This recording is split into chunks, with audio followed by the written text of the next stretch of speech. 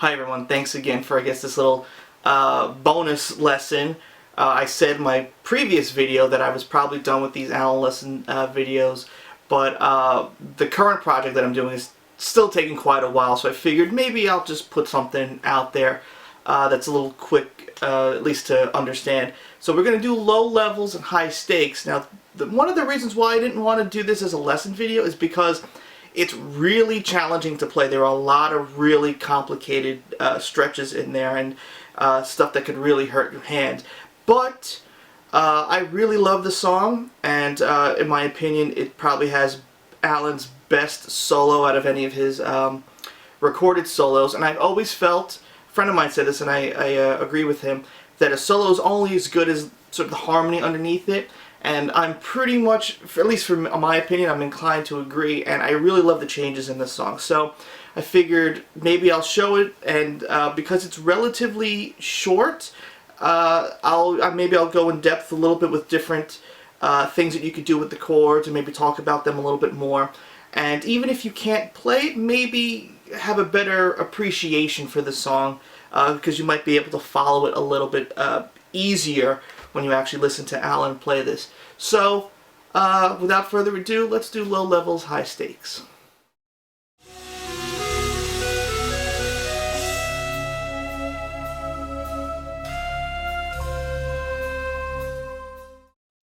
So the form of this tune is relatively simple.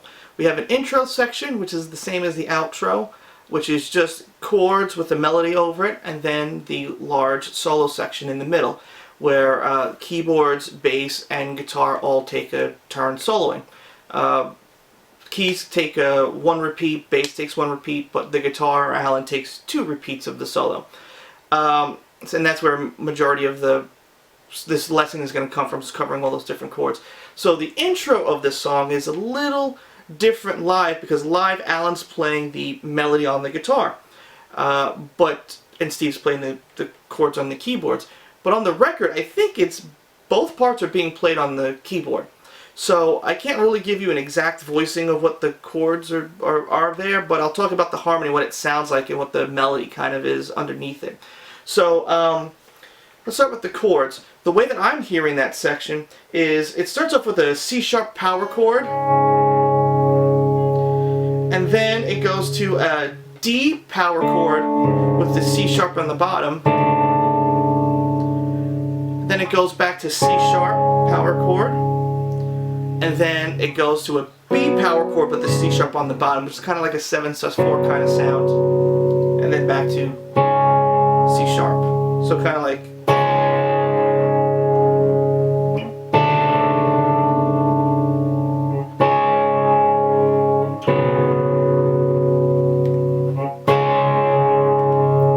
that. And I'll talk about the melody now. So underneath that C-sharp chord is really just purely diatonic C-sharp major. And it goes something like this. And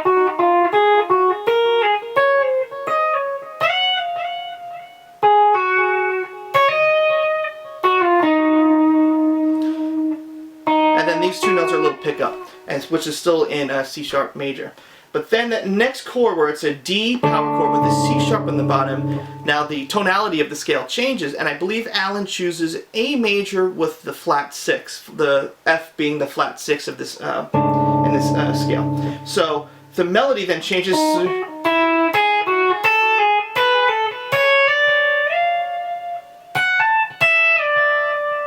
so that whole thing is diatonic to A major with the added flat 6, and like I said, that's over that D/C-sharp power chord. And that works, as I did a whole lesson video about that sort of scale, the added flat 6 scale.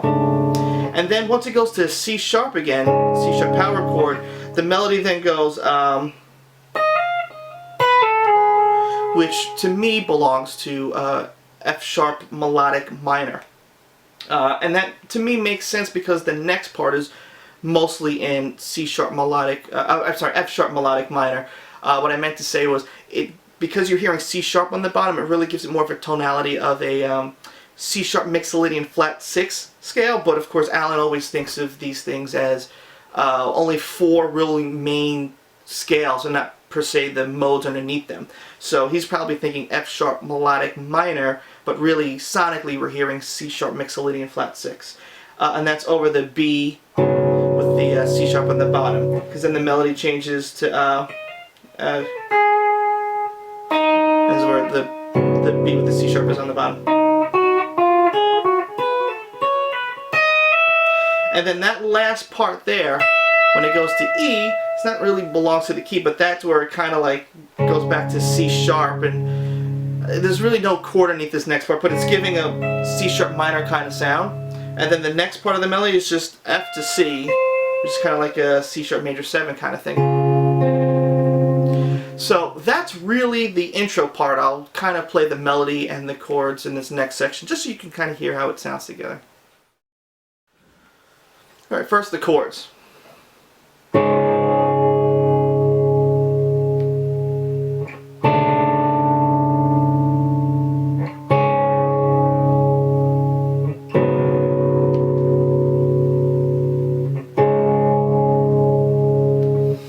Okay, now the melody part.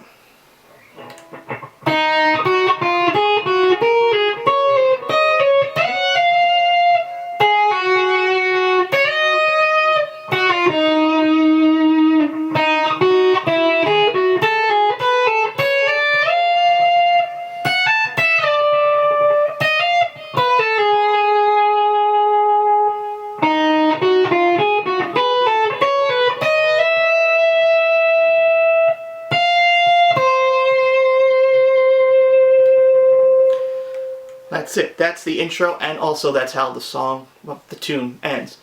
So now let's go on to the solo harmony section.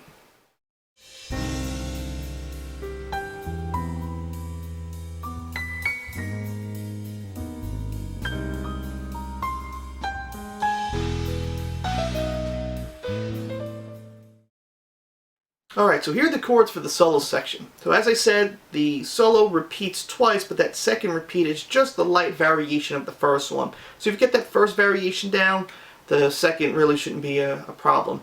So what makes this part kind of tricky to go over and explain is that not only are some of the chords really physically tough to play and require a lot of stretching, but there are multiple instances where chords can not only be named different but played in a different way, because there's so much variation when Allan plays this tune. It's not always the same sort of static chord that he's used in the past. Sometimes he'll use a lot of different chords that belong to the same key but and are related in some way, but not always the same. You play this one chord and then you go to the next one.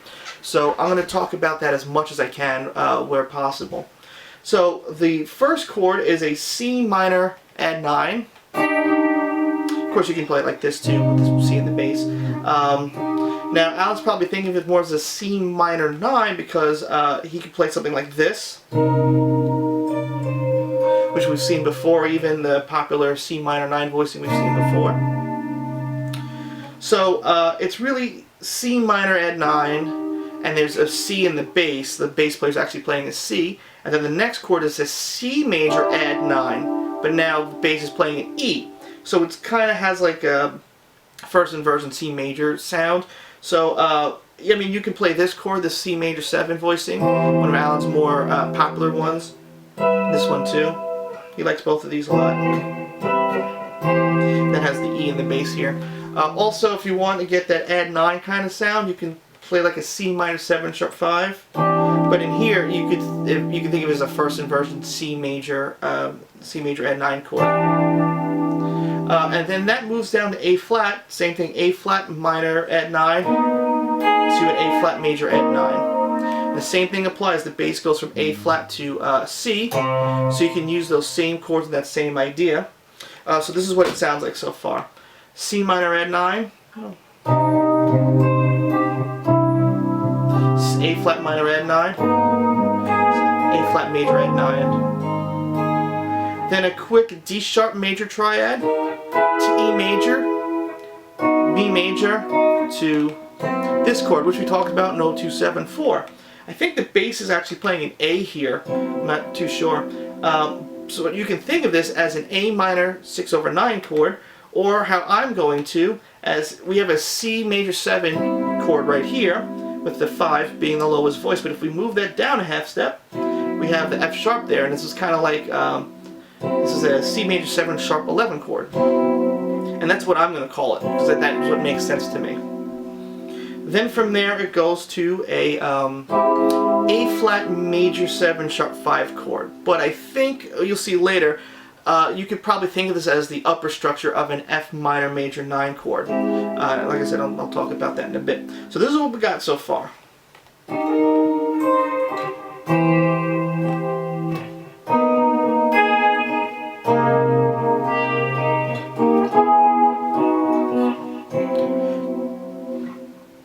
Like that. And of course, I mean, you don't have to play the major tri like that. You can play it like that if you want. So now from here, the next 4 chords are all in third inversion. They're all 7th family chords with the 7 in the bass. So we have an F major with an E in the bass, F major 7. So a G major with an F in the bass, G7. Back to A major 7 with the G sharp in the bass, to a B major 7 with the A sharp in the bass. And of course, you don't even have to play it like this. You can put the F major triad up here and do this.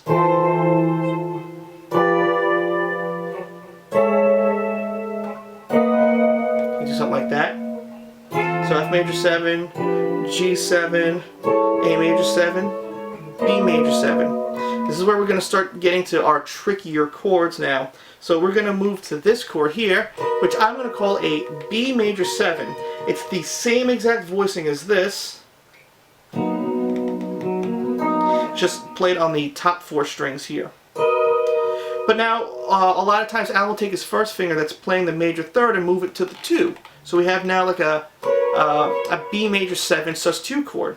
But also, if you want to call F sharp your root, you have a 1, a 3, a 4, and a 5. So we have an F sharp major add 11 chord, which is right either. It's just how you want to interpret it.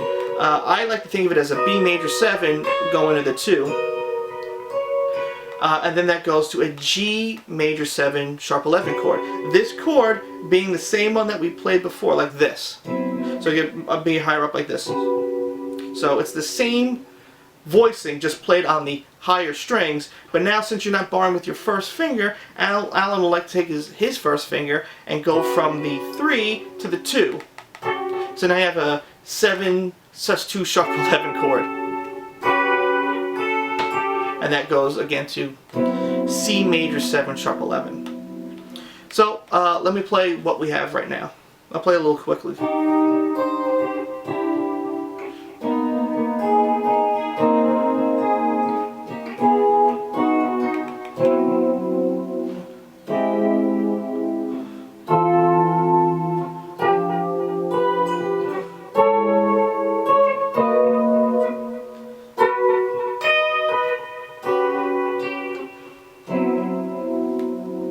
Then it goes to a B major add 9, to, you can call this an E flat major 7, but I think he's thinking of it as C minor 9.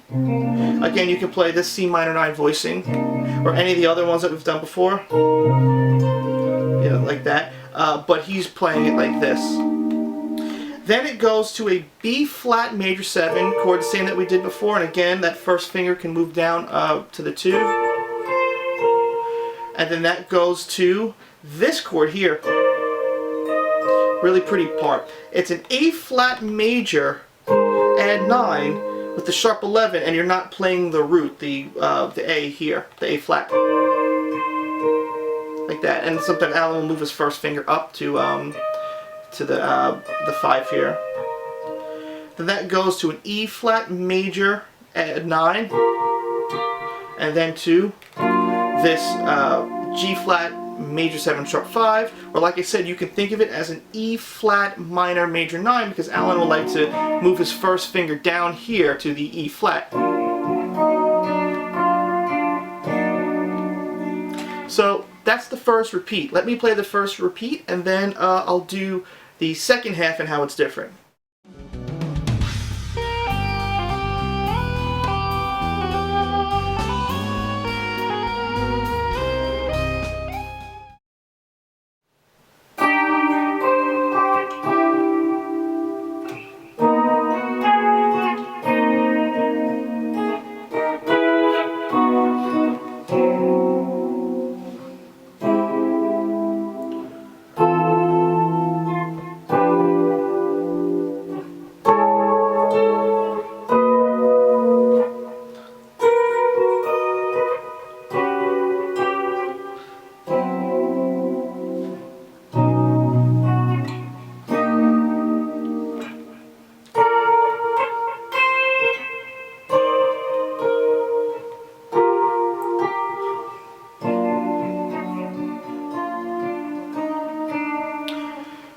tricky, so even I can't really play it that great. Not like I'm that fantastic of a player, but it's just really stretchy. So the repeat comes again, and so far everything's the same. C minor, add 9 to C major, add 9.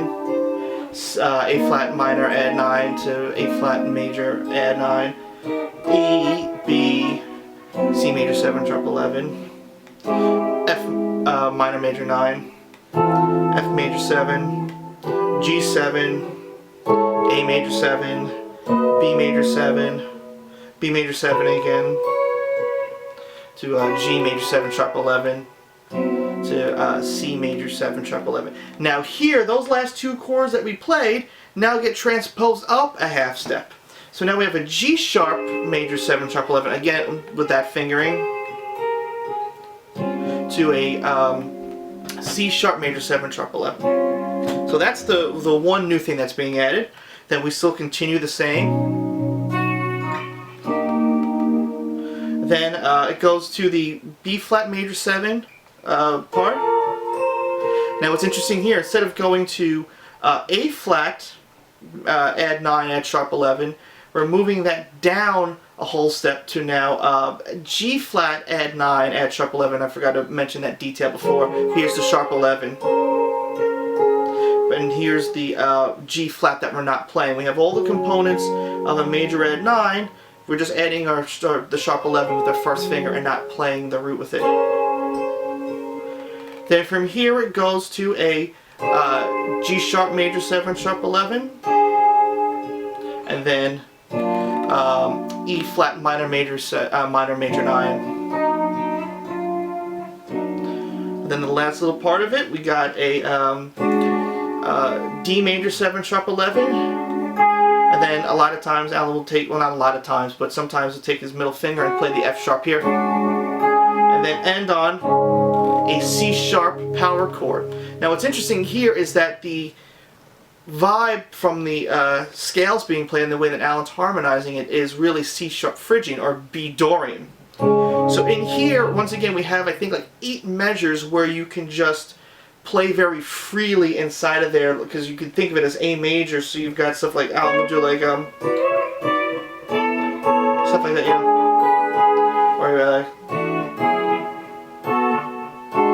all the chords. I think I forgot what lesson we've done that before, but how Allan sort of thinks of reharmonizing that top, the top 4 strings. It's usually like if it's a major chord, it's like a major with the add 9, and then if it's a minor with the add 11 in the bottom.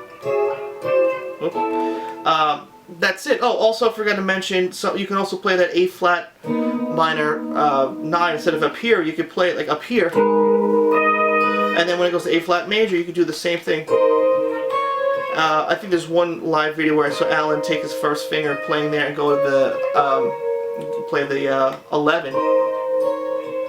So he's thinking of A flat major there, or B Dorian, I would say. I'm sorry, B flat Dorian. I don't think he's thinking of it as dominant.